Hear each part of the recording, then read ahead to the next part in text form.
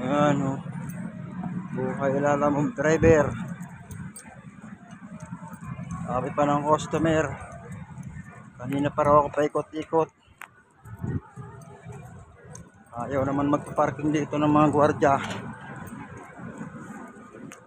Alam nyo lang sir, gaano kahirap. Oh, ang laki ng bagahe nyo.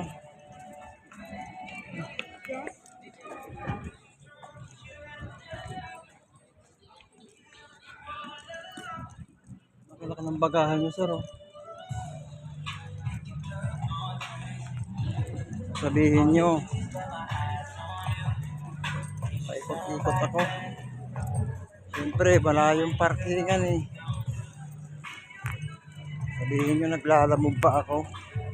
Ayos to sir.